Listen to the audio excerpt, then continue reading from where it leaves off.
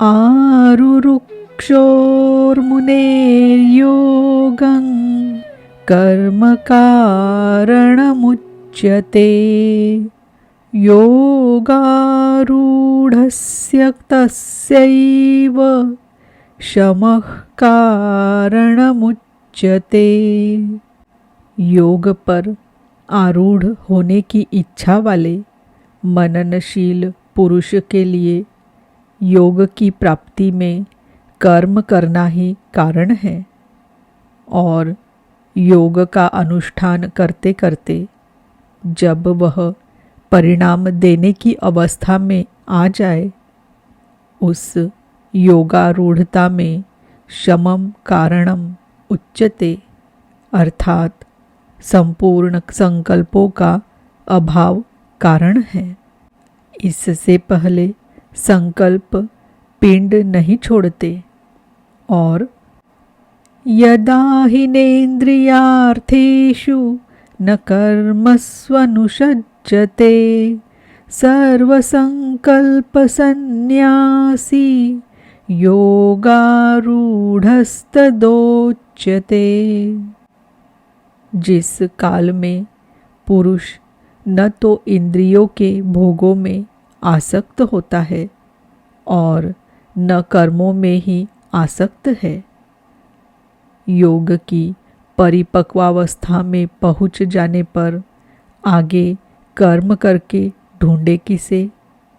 अतः नियत कर्म आराधना की आवश्यकता नहीं रह जाती, इसीलिए वह कर्मों में भी आसक्त नहीं है।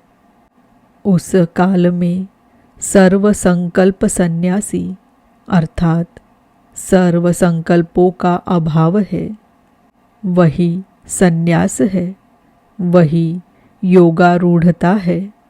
रास्ते में सन्यास नाम की कोई वस्तु नहीं है। इस योगारूढ़ता से लाभ क्या है?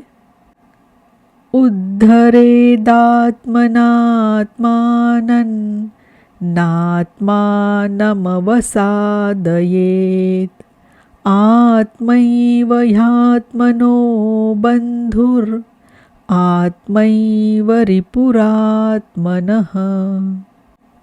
अर्जुन, मनुष्य को चाहिए कि अपने द्वारा अपना उद्धार करे, अपने आत्मा को अधोगति में न पहुँचाए, क्योंकि यह जीवात्मा स्वयं ही अपना मित्र है और यही अपना शत्रु भी है।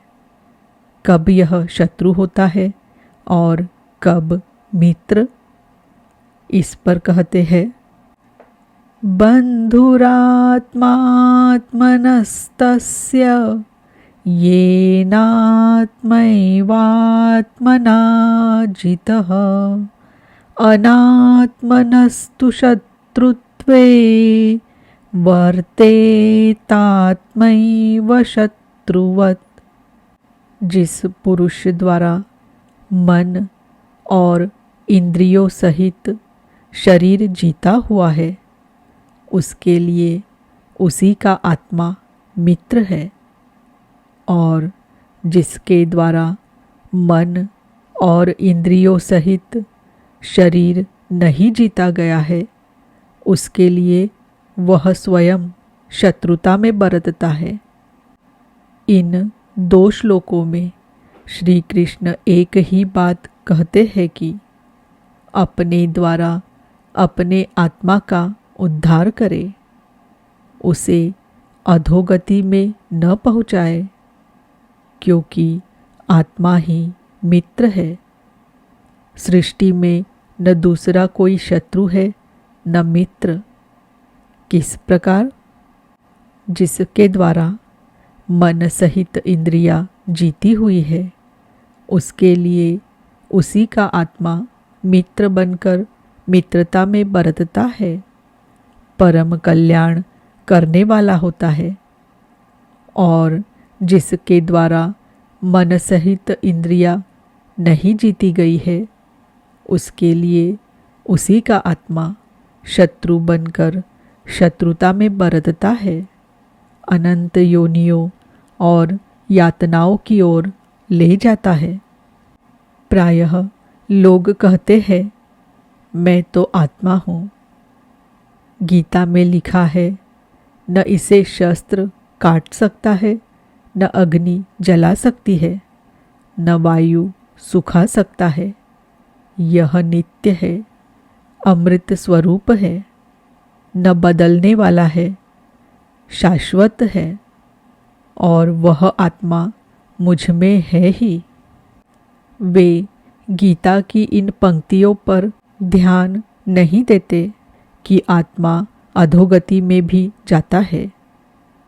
आत्मा का उद्धार भी होता है, जिसके लिए कार्यम कर्म अर्थात करने योग्य प्रक्रिया विशेष करके ही उपलब्धि बताई गई है।